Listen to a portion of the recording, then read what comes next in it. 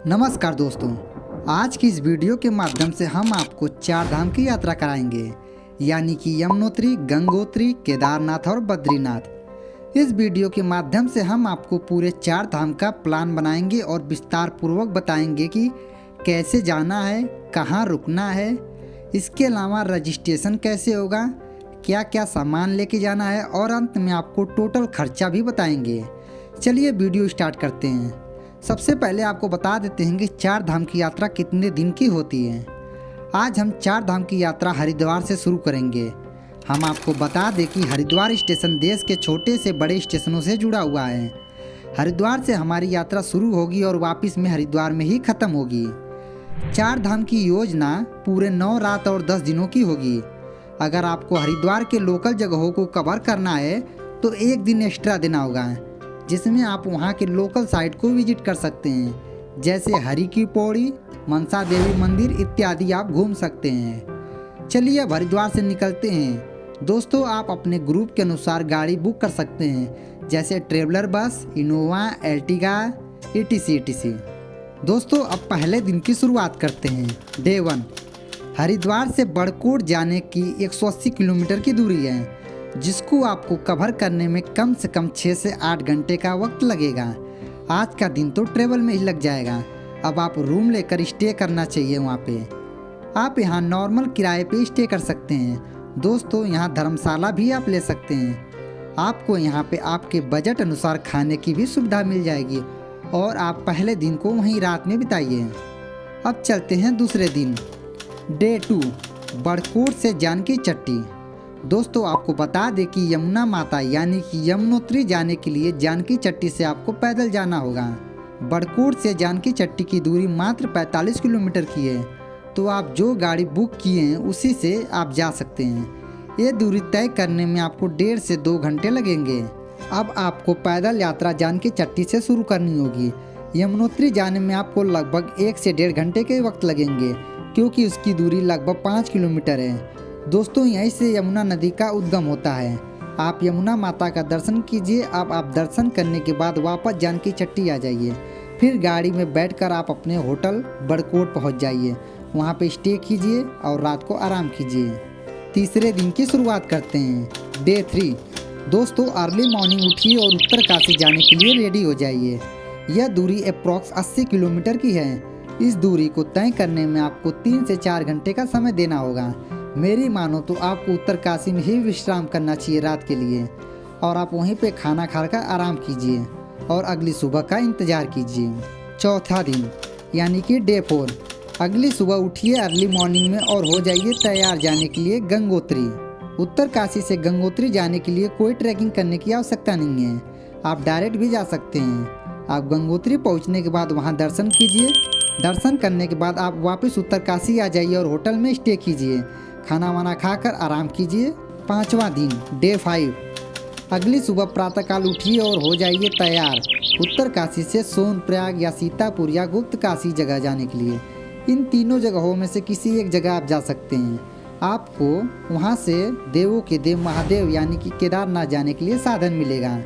उत्तरकाशी से सोनप्रयाग की दूरी लगभग 220 किलोमीटर है, जो ट्रेवल करने में 8 से 9 घंटे का वक्त लगेगा। आप यहां आकर होटल लीजिए और स्टे कीजिए और आराम कीजिए। 6वां दिन डे 6 अगली सुबह आप सोनप्रयाग से गौरीकुंड चले जाइए। यहां जाने के लिए यूके गवर्नमेंट की तरफ से बोलेरो जाती है, जो मात्र 40 रुपये पर पर्सन के हिसाब से लेकर जाती है। अब आप गौरीकुंड पहुंच चुके हैं। यहां से आप केदारनाथ के लिए पद यात्रा प्रारंभ कर सकते हैं, जो कि लगभग 16 किलोमीटर की दूरी है।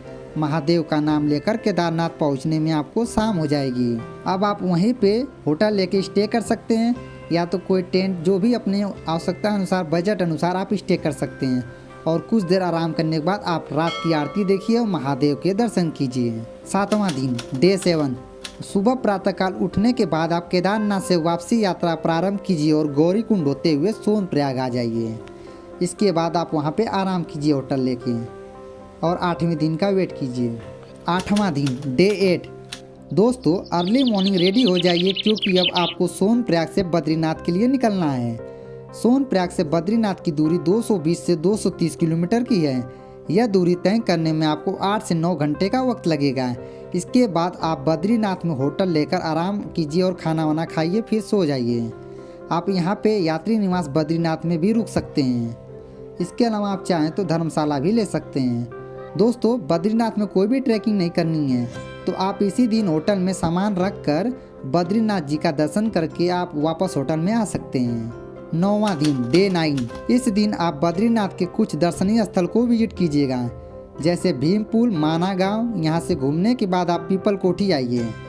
बद्रीनाथ से पीपल कोठी 75 किलोमीटर की दूरी है, जिसको लगभग 2 घंटे में आप तय कर सकते हैं। दोस्तों, अब शाम हो गई, इसीलिए आपको पीपल कोठी में ही रूम लेके स्टे करना पड़ेगा।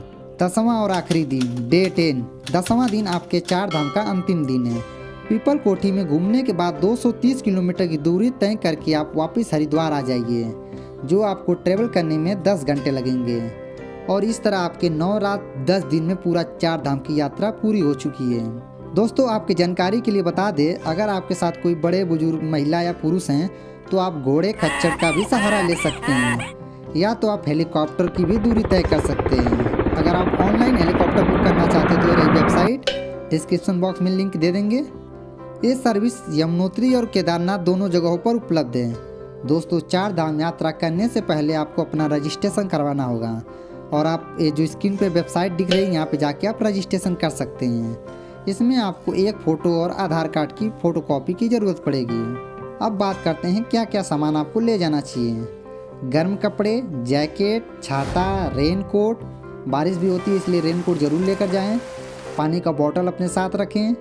ट्रैकिंग स्टिक रखें। इसके अलावा आप पावर बैंक भी रख सकते हैं, और आपको जगह जगह वाईफाई की सुविधा भी मिल जाएगी। दोस्तों, अब बात करते हैं लगभग खर्चा कितना आएगा। हमारे हिसाब से अगर पर पर्सन के हिसाब से 15,000 से 16,000 का खर्चा आ सकता है। दोस्तों, ये वीडियो कैसी लगी आप कमेंट करके ज़रूर बताइए।